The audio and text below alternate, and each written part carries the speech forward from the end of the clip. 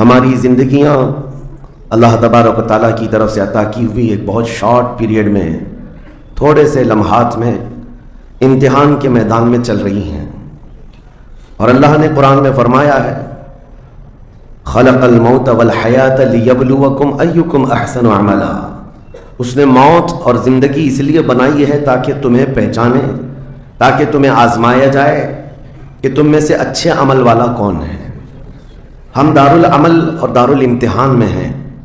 یہ زندگیاں بہت تیزی سے ہماری گزرتی چلی جائیں گی. اور وہ فرمان مخبر صادق صلی اللہ تعالیٰ علیہ وسلم آپ کے حوالے کرتا ہوں. حضور پاک صلی اللہ علیہ وسلم نے فرمایا ایک دور آئے گا قیامت کے قریب جب بچے جوان نظر آئیں گے اور جوان بوڑھے نظر آئیں گے. یہ وہی دور ہے. چھوٹے سے چھوٹے بچوں کو دیکھیں، وہ جوانی کی باتیں کرتے ہیں.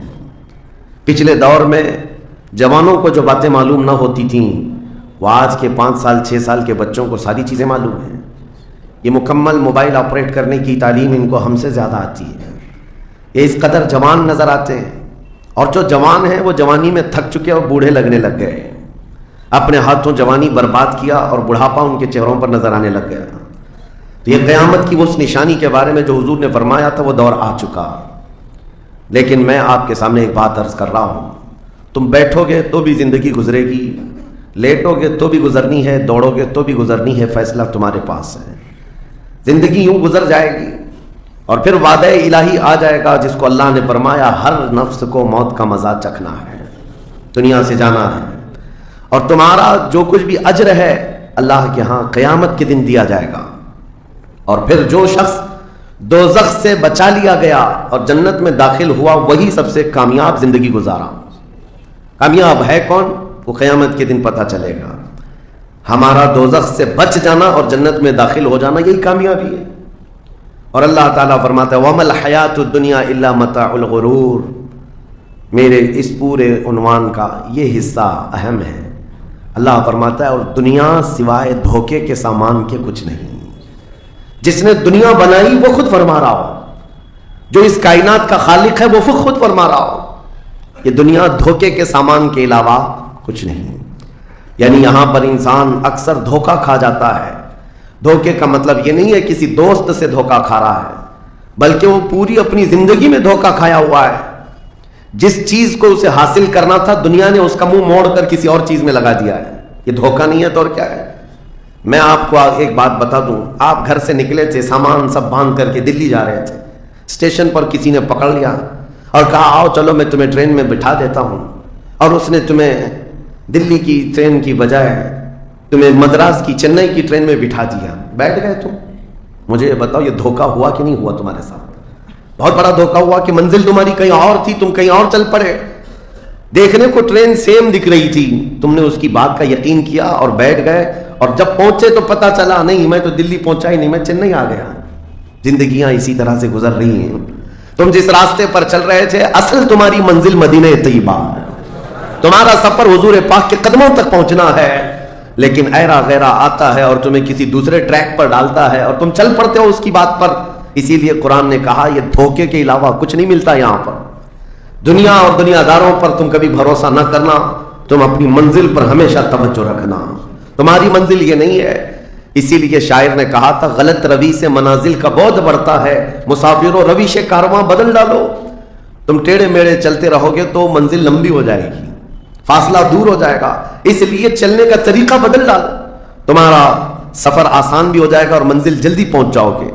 اب جو بات مجھے کہنی تھی وہ یہ ہے، زندگی جب اتنی شارٹ ہے اور آزمائش کے لیے تمہیں یہاں بھیجا گیا ہے تو مجھے ان نوجوانوں کو دیکھ کر کے کبھی درد ہوتا ہے جو رات بھر نکڑ پر بیٹھ کر کے اپنے وقت کو ضائع کر رہے ہوتے ہیں، جن کی زندگیاں انہوں نے اپنی جوانیاں اپنے ہاتھوں سے برباد کر رکھی ہیں. تمہیں پتا ہے ایک رات جو ہماری زندگی میں آئی، آج کا دن تم کروڑوں دولتیں لگا دو یہ دن دوبارہ کبھی نہیں آئے. تمہاری زندگی میں کیا قیامت تک واپس نہیں آنا ہے اس دن کو. دنیا چل پڑی ہے، پیچھے کی طرف کبھی نہیں آئے گی. اللہ کا قانون ہے یہ جو وقت گزر رہا ہے ہمارا دوبارہ ہماری زندگی میں کبھی نہیں آنا ہے. لیکن کتنے مزے سے، کتنے ٹھاٹ باٹ سے نوجوان، ہاتھ میں کچھ نہیں، آس پاس کچھ نہیں، عمل بھی کچھ نہیں، ایسے بے فکرے ہو کر کے زندگی گزارتے ہیں. تو سوچنا پڑتا ہے جس امت کو پوری دنیا آگ میں جھلسا چکی ہو، پوری دنیا اس امت کو اپنے نشانے پر رکھی ہو، اس امت کا غیور نوجوان رات بھر گیم کھیلتے ہوئے گزارتا ہے، اسے کسی چیز کا احساس نہیں۔ مجھے بتاؤ کیا ہماری کیفیتیں ایسی نہیں ہو گئی ہیں جیسے برائلر چکن ہوتے ہیں، فارم مرغیاں ہوتی ہیں، ان مرغیوں میں سے قصاب کسی کو بھی پکڑتا ہے کاٹتا ہے، دوسری مرغیاں تو چرنے میں مصروف رہتی ہیں، کوئی آواز نہیں ان کی، ایک مرغی کٹی دوسری مرغی کٹی، وہ کٹتی چلی جاتی ہیں، باقی مرغیوں کو کسی چیز کا احساس نہیں۔ کیا یہ زندگی گزارنے کے ایسے طریقے نہیں ہو گئے؟ آج ہمیں روز اٹھنے کے بعد ایک نیوز پہنچائی جاتی ہے کہ تمہیں کاٹا گیا، تمہیں مارا گیا۔ نہ جانے ہم کتنی مسجدوں کے مینار گرتے ہوئے دیکھ رہے ہیں، کتنے اولیاء کاملین کے مزارات کو جلا کر خاک کرتے ہوئے دکھائے جا رہے ہیں، اور ہمارے امت کے ساتھ ہی نہیں، بانی اسلام کی عزت کے ساتھ مذاق یہ روزانہ نہیں چل رہا ہے۔ یہ تمام حالات کے بعد اب مجھے فکر اس بات کی ہوتی ہے، میاں جب ہمارے گھر میں جنازہ رکھا ہوتا ہے تو ہم کھانا تک نہیں بناتے چولہے پر گھر کے اندر، اور جب امت پر ایسے حالات گزر رہے ہوں تو کیا اس نوجوان کو یہ زیب دیتا ہے کہ وہ عیاشی میں رات گزارے؟ کیا اسے یہ زیب دیتا ہے کہ وہ نکڑ پر بیٹھ کر پوری رات کو تباہی کے اڈے پر گزارے؟ تمہارے ہاتھ میں تاش کے پتے، تمہارے ہاتھ میں شراب کی بوتلیں کیسے آ گئیں؟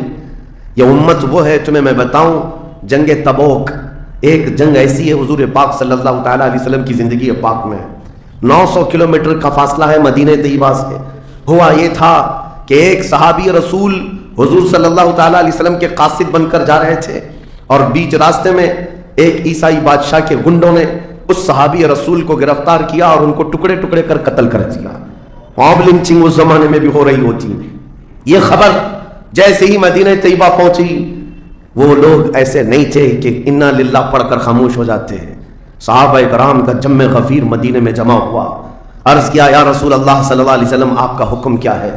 نبی کریم صلی اللہ تعالیٰ علیہ وسلم نے صحابہ کرام کو بھیجا، اس میں سپہ سالار کی تعداد کئی صحابہ کی تھی، اور جب یہ لشکر جرار مدینہ طیبہ سے نکلا 900 کلومیٹر دور چل کر کے گئے، اور وہاں جا کر کے جن لوگوں نے حضور کے ایک غلام پر ہاتھ اٹھایا تھا ان کے بخیے کھڑا کر دیے اور ان کو الٹ پلٹ کر کے آئے، اور لوگوں کو یہ میسج دیا تھا کبھی حضور کے غلاموں کی طرف چھیڑ خانی نہ کرنا ورنہ پورا مدینہ باہر آ جائے گا۔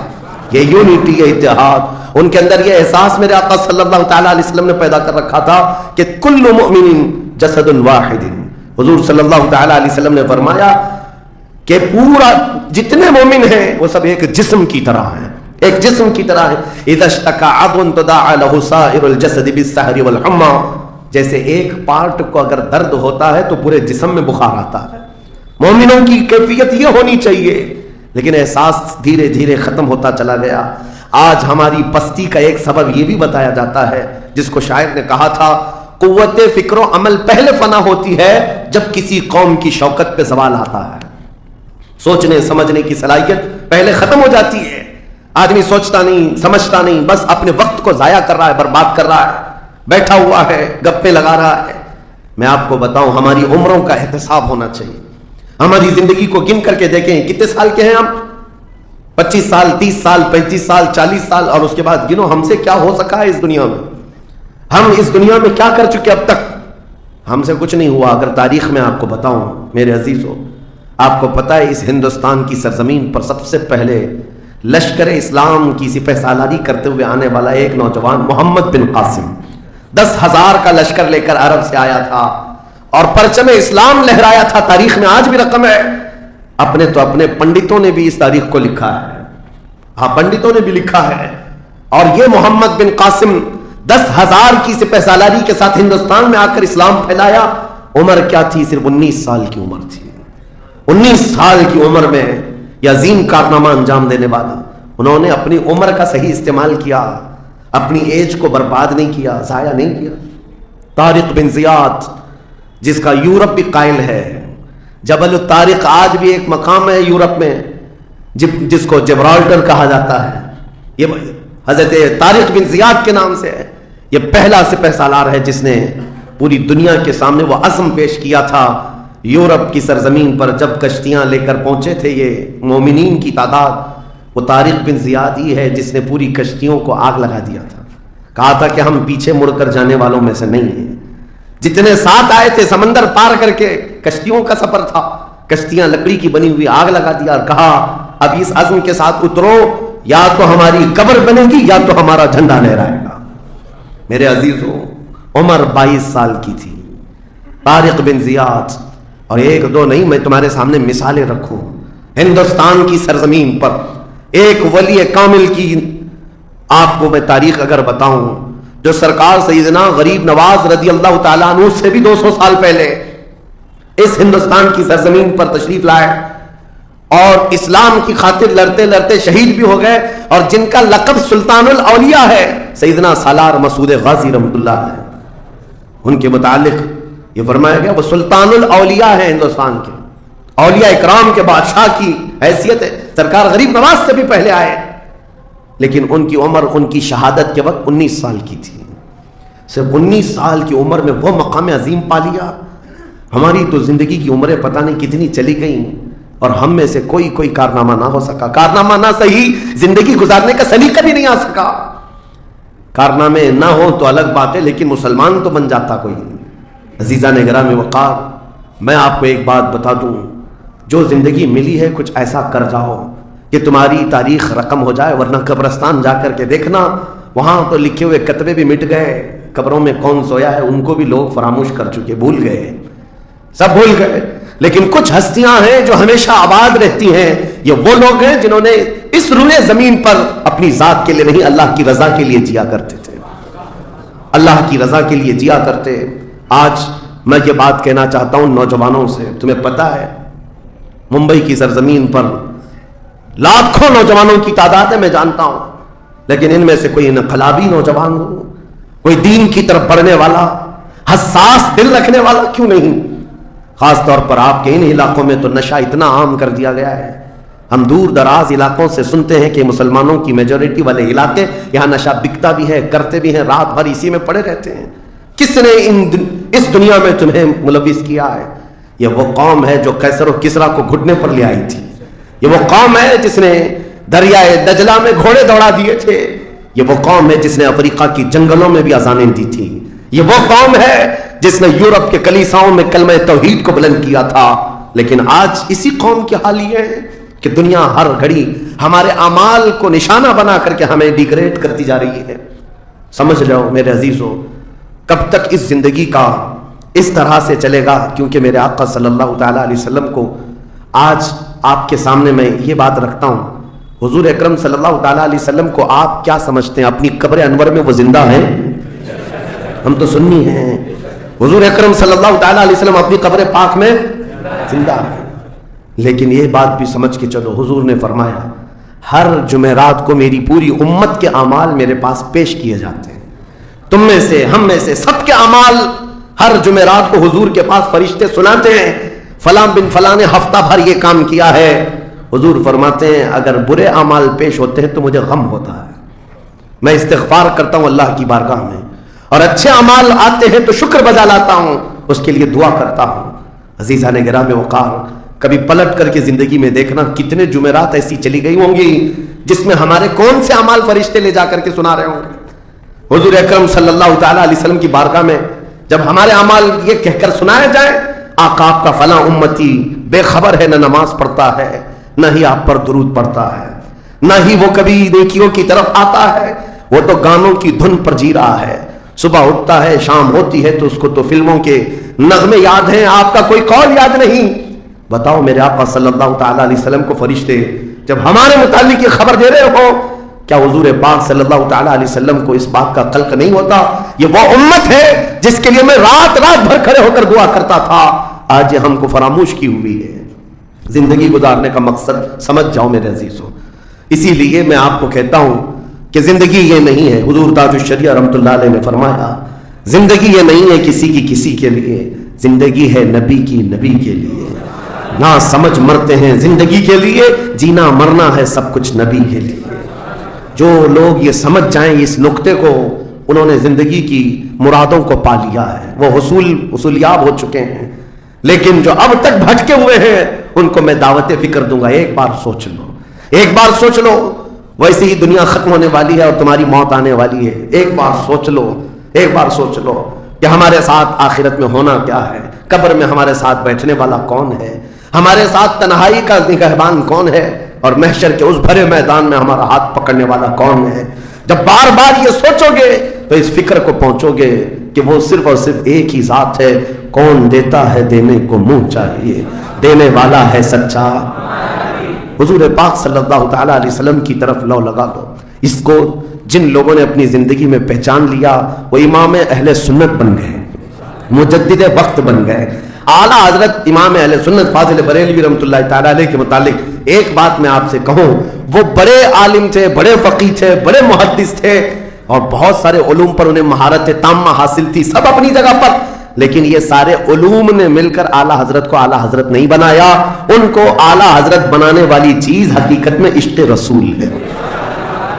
حضور پاک صلی اللہ تعالیٰ علیہ وسلم سے بے انتہا لگاؤ، یہ مقام پیدا کر دیتا ہے، یہ مقام۔ ورنہ عالم تو بہت سارے ہیں، کتابیں لکھنے والے بھی بہت سارے ہیں، لیکن جس نے عشق کی بولی بولی دنیا اس کو پہچاننے لگ جاتی ہے، دنیا اسے پہچاننے لگ جاتی ہے۔ زندگی کا مقصد وہ سمجھ گئے کہ ان کی غلامی کرنے میں ہی یہاں پر عروج و ترقی ہے۔ اسی کو خان وعدہ اعلیٰ حضرت سے ان کے پوتوں تک بھی یہ فکر پہنچی۔ تاج الشریعہ نے فرمایا بلہوس سن سیم و زر کی بندگی اچھی نہیں، ان کے در کی بھیک اچھی، سروری اچھی نہیں۔ تم جو سوچ رہے ہو زندگی کے طور طریقے ایسے ہونے چاہیے، ویسے ہونے چاہیے، گزار لو جتنے دن چاہے، بڑے بڑے بنگلوں میں، بڑی بڑی گاڑیوں میں، بڑی جائیدادوں میں، لیکن زندگی میں وہ عزت نہ پاؤ گے جو میرے مصطفیٰ کے قدموں میں ملے گی، جو حضور کی غلامی میں ملے گی، وہ عزت نہیں پا سکتے۔ عزیزان گرامی وقار، نبی کریم صلی اللہ تعالیٰ علیہ وسلم کے ان صحابہ کو دیکھتے ہیں جنہوں نے زندگی کو ضائع نہیں کیا، ایک پل بھی ضائع نہیں کیا۔ آج میں آپ کو اسی لیے کہہ رہا ہوں، موت آنے والی ہے، اس سے پہلے ایک وقت بھی، ایک لمحہ بھی ضائع ہونے مت دینا، برباد ہونے مت دینا۔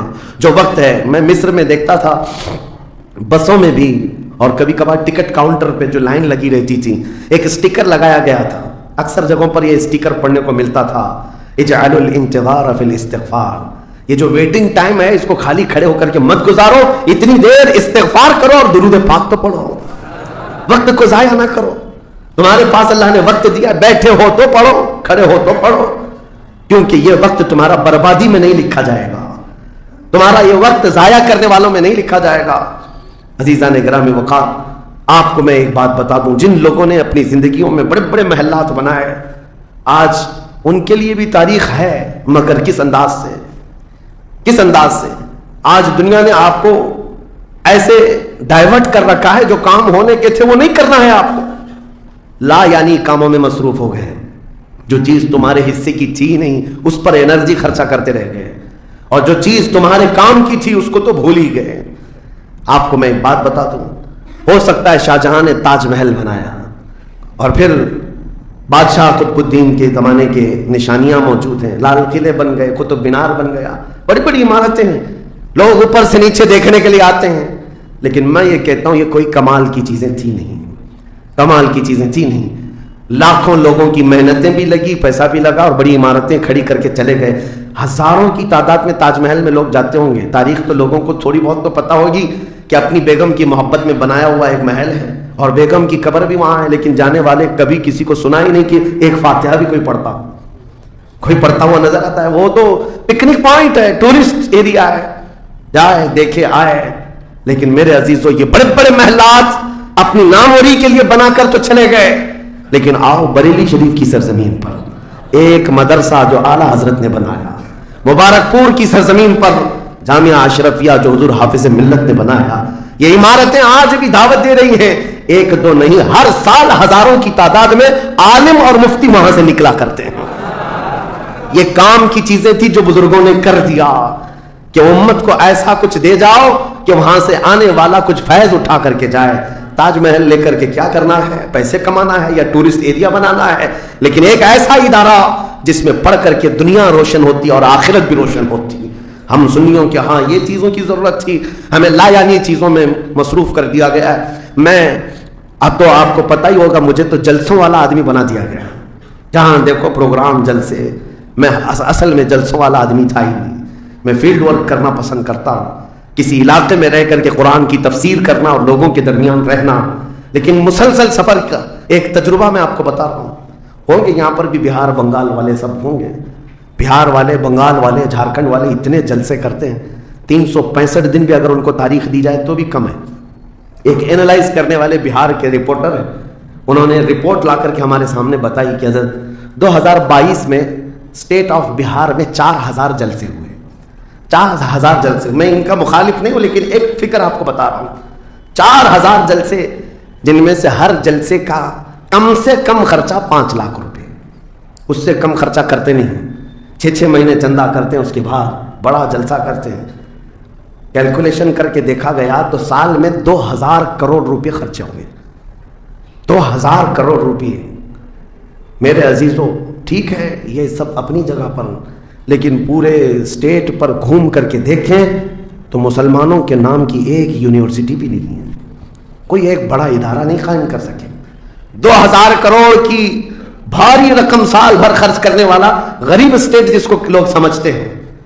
मेरे अजीजों, मैं ये बात इसलिए अर्ज कर रहा हूं, जिन चीजों में तुम्हारा जहन उलझ गया ये वो तुम्हारे काम की नहीं थी। आला हजरत ने बहुत पहले फरमाया था, ये दुनिया का हाल ये है, शहद दिखाए जहर पिलाए। यहां पर चकाचौंध दिखने वाली चीजें वो तुम्हारे हक की नहीं है। और मुंबई वाले क्या करते हैं, वो तो बिहार वाले जलसों में हैं, मुंबई वाले खिचड़ा कंपटीशन करते हैं। हाँ, इस मोहल्ले में 51 देग बनी है तो हमारे यहाँ 60 देग बनेगी, 70 देग बनेगी। और खाता कौन है? जो पहले से खाए हुए लोग हैं। दिन भर 5 टाइम खाने वाले लोग ही खिचड़ा खा रहे हैं। सवाब तो उनके लिए था उस गरीब को खिलाने पर जिसके घर में एक रोटी है तो दूसरी रोटी नहीं है। खिलाना बिल्कुल सवाब है, हदीसों में मिलता है, खिलाने से बढ़कर के सवाब नहीं है, पहनाने से बढ़कर। सरकार गौसे पाक का ये फरमान भी है, मैंने सारी नेकियों को उलट पलट करके देख लिया, रहमान को 2 नेकियां सबसे ज्यादा पसंद है, एक भूखों को खिलाना, नंगों को पहनाना, ये 2 चीजें। लेकिन यहां पर किन लोगों को खिलाया जा रहा है? हम ही लोग तो खाते हैं। हमारे घर में भी खाना बन रहा था, एक दिन सड़क पे बना लिया, एंटरटेनमेंट कर रहे हैं। और इस पर आप ये न समझें कि मैं इन तमाम चीजों का मुखालिफ हूं। करो, जितनी हैसियत है उतनी करो, लेकिन यह नहीं है कि हमारा सारा का सारा दारोमदार इसी पर है। सुन्नियत इसी का नाम नहीं होना तो यह चाहिए था कि हमारे पास ऐसा मजबूत किला होता जो हर जमाने में मेरे मुस्तफा की इज्जत पर पहरा देने वाले सिपाही वहां पर तैयार हो रहे होते। हमारे पास नहीं है उन तमाम चीजों की। इसलिए मुझे दर्द होता है इस बात का कि हमने जिन चीजों के लिए अल्लाह ताला से अमानत ली थी, हमें अल्लाह ताला ने नवाजा था, वो हमारी रकम भी गलत जगह जाती, हमारी जिंदगी का वक्त भी गलत जगह जा रहा है। अजीज़ान गिरामी वक़ा, इन सब चीजों का सवाल होगा क़यामत के दिन हमसे, हर चीज का सवाल होगा। अगर हमने वक्त को जाया किया है और अपना माल भी गलत जगह इस्तेमाल किया है, हर जगह हमारी पकड़ होगी, हमारी पकड़ होगी। एक हफ्ता कबल मैंने सुना, हमारे चाहने वाले हैं अजीज, उन्होंने कहा एक दरगाह पे गए थे, सुना है एक बहुत बड़े सेठ हैं, वो 2.25 करोड़ का सिर्फ दरवाजा बना रहे हैं अल्लाह के वलियों के आस्थानों पर। मेरे अजीजों, ये अल्लाह के वो वली हैं, न तुम्हारे दरवाजे के मोहताज हैं, न तुम्हारी चादर के मोहताज। उनके इंतकाल के बाद जो उनको अल्लाह ने मकामात दिए वो तुम नहीं पहुंचा सकते। वो तो अल्लाह ताला के रहमत में है, जिन्हें अल्लाह ताला जन्नत के जोड़े पहना चुका हो, जिनके लिए जन्नत की हवाएं चल रही हो। उन औलिया के मिशन को जिंदा करना हकीकत में इसाले सवाब। उनके लिए सबसे बड़ी नजर और नियाज यही है। माररा मुतहरा में हाजिर था, बड़ी खुशी हुई, साहब सज्जादा ने बढ़ करके ये ऐलान किया था, आने वाले जायरीन जितने सुन्नी आते हैं, हम उन सब से कहते हैं कि हमारे औलिया जितने यहां आराम कर रहे हैं, इन औलिया को जो चादरें डालनी थी वो हम डाल चुके, तुम्हारी तरफ से अब किसी चादर के लाने की जरूरत नहीं। और अगर लाना ही चाहते हो, एक दुपट्टा ले जाओ और गरीब बहन के सर पर उड़ाओ। ये पैगामात थे खानकाहों के, हकीकत में यही उम्मत का काम है। अजीज़ान गिरामी वक़ा, लायानी कामों में पढ़ करके हमारा वक्त जो बर्बाद हुआ, उसकी तलाफी मुश्किल है, बहुत मुश्किल है। इसलिए मैं सिर्फ ये मैसेज देना चाहूंगा कि जिंदगी के उस पॉइंट पर आज हम आ चुके हैं जहां आंधियां तूफान हर तरह से एक बहुत बड़ी आजमाइश में हम गिरफ्तार हैं। किन किन चीजों का इलाज किया जाए समझ में नहीं आता।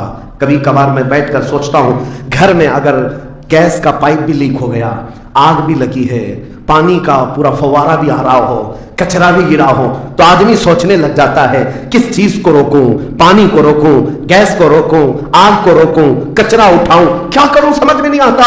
یہ حالات آج ہمارے ساتھ ایسی ہو گئے، ہم کن کن چیزوں کا مقابلہ کریں سمجھ میں نہیں آتا، اور پھر اس پر مزید جب ہم اپنی قوم کی طرف دیکھتے ہیں، یہ تو گیم چلاتے ہوئے مزے سے بیٹھے ہوئے ہیں، ایسا لگتا ہے انہیں کسی چیز کی فکر ہی نہیں۔ شاعر نے کہا تھا جگہ جگہ کے تھک چکے ہیں تمہیں یہ ہنگامے، نشاط لذت خواب گرام بدل ڈالو، اٹھو وہ گرنا حشر نہ ہوگا پھر کبھی، دوڑو کہ زمانہ چال اپنی چل گیا۔ میرے عزیزو بس وقت کا احساس تمہارے اندر آ جائے، ضائع نہ کرو۔ میرے آقا صلی اللہ تعالیٰ علیہ وسلم کی ایک بات میں تمہیں بتا دیتا ہوں۔ آپ یہ سوچتے ہیں بہت سارے نوجوان خالی فالتو اسی لیے بیٹھے ہوئے میرے سٹیٹس کے مطابق کام نہیں ملتا، میرے سٹینڈرڈ کے مطابق مجھے کام نہیں ملتا، برباد کیے جا رہے ہیں اپنی زندگی اور لوگوں پر بوجھ بنے ہوئے ہیں۔ میں ان کے بارے میں بتاتا ہوں۔ سید الانبیاء رسول مختار صلی اللہ تعالیٰ علیہ وسلم اگر وہ چاہیں تو روزانہ ان کے گھر جنت کا دسترخوان اترے، اگر وہ چاہیں تو سونے اور چاندی کے محلات میں زندگی گزاریں، لیکن جانتے ہو نبی کریم صلی اللہ علیہ وسلم ایک دن سیدہ فاطمہ الزہرا کے گھر آئے، دیکھا حسنین کریمین تاک میں دبکے ہوئے بیٹھے، پیٹ پیٹ سے لگا ہوا ہے، آنکھیں اندر ہیں، حضرت فاطمہ بھی بیٹھی ہوئی، آواز کسی کی نہیں۔ حضور رحمت عالم صلی اللہ علیہ وسلم نے پوچھا فاطمہ کیا حال ہے، گھر میں خاموشی کیوں ہے؟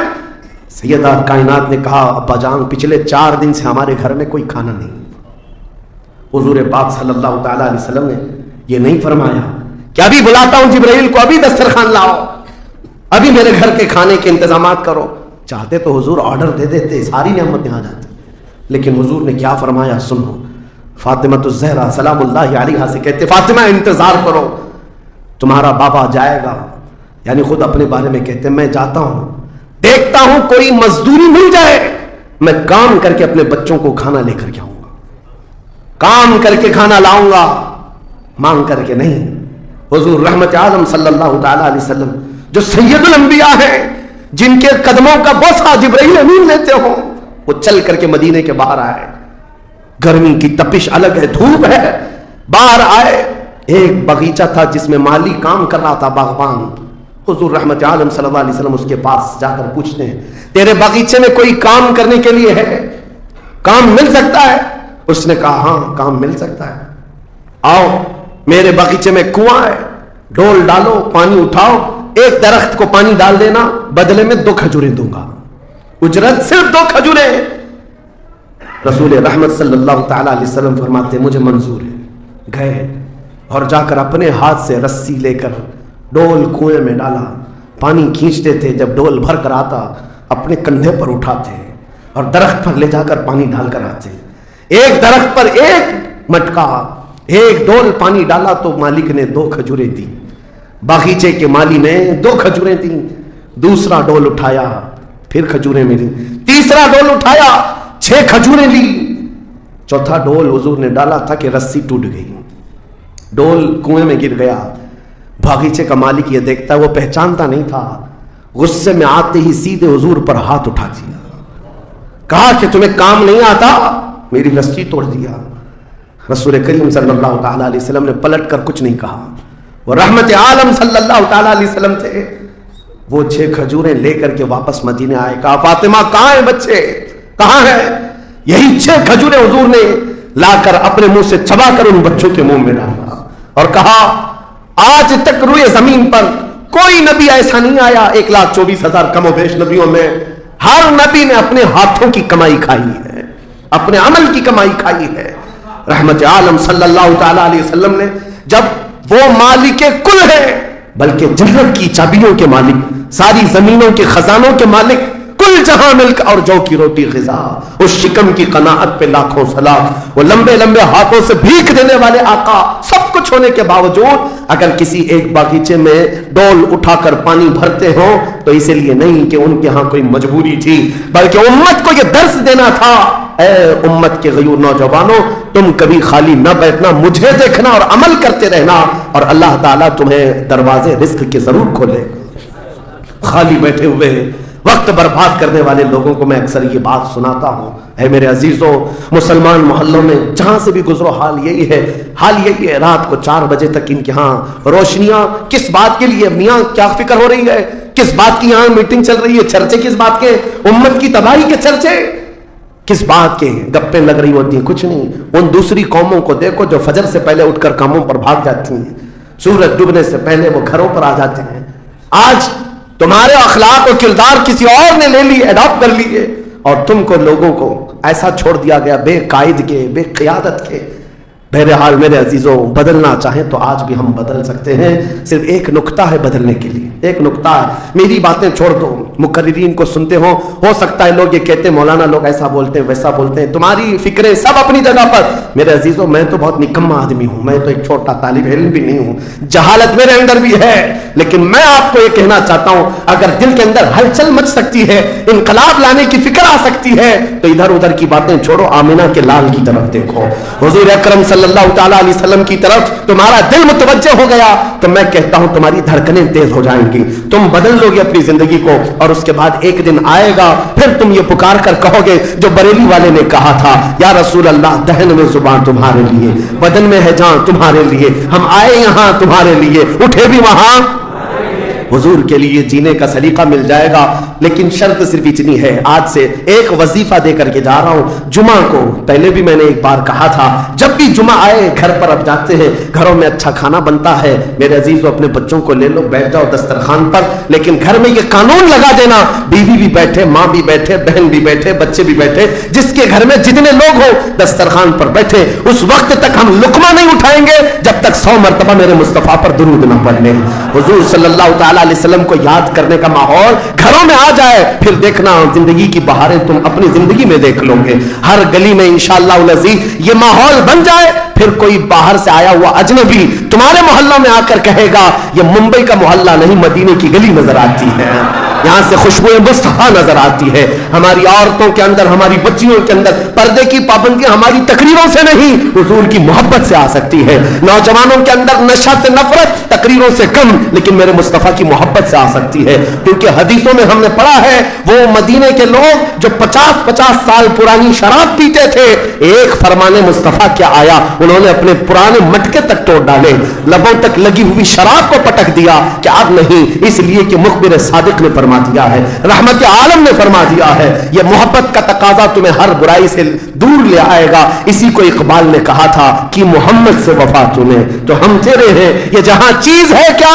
लौह कलम तेरे, हर चीज का इलाज इसमें मुज़मर है, हर चीज का इलाज इसमें पोशीदा है। सच कहा करते थे बचपन में जो शायर हम सुनते आते थे, हर दर्द की दवा है सल्ले अला मोहम्मद, तावीज हर बला है सल्ले अला मोहम्मद। हुजूर का नाम पाक हर दर्द के लिए दवा भी है, शिफा भी है, और बीमारियों से छुटकारे के लिए कंसंट्रेशन, एक जगह तवज्जो मरकूज कर लो।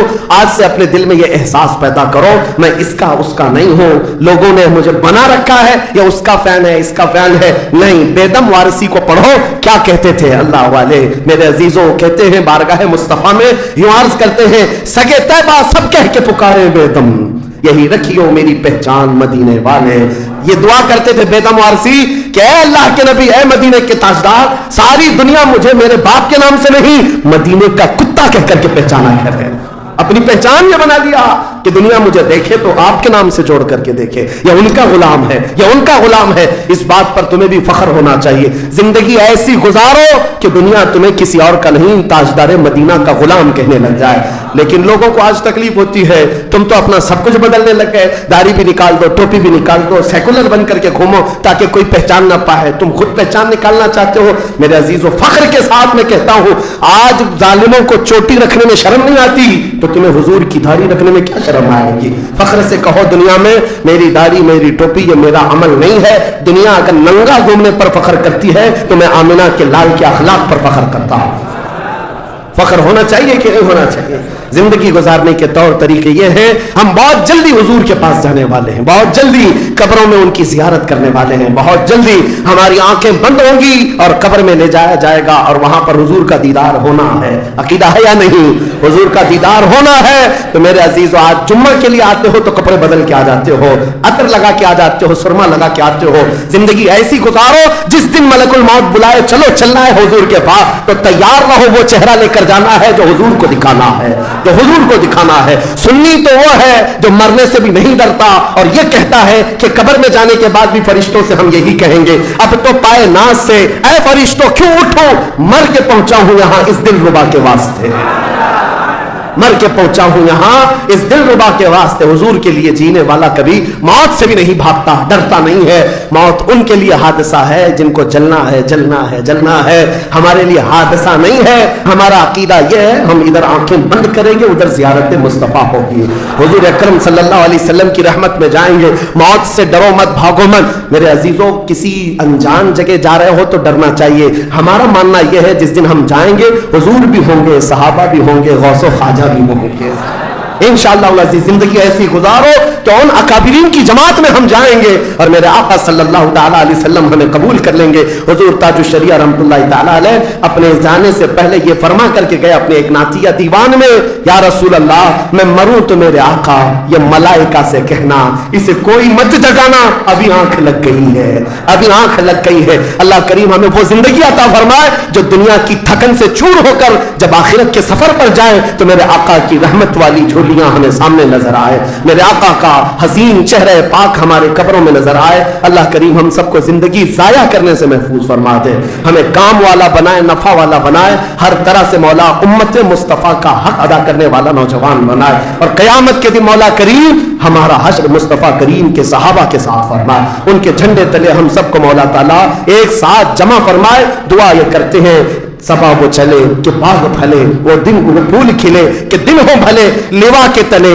لوا کے تلے ثنا میں کھلے رضا کی زبان تمہارے لیے، لوا کے تلے ثنا میں کھلے ہم سب کی زبان یا رسول اللہ تمہارے لیے۔ وآخر دعوانا الحمدللہ رب العالمین۔ السلام علیکم۔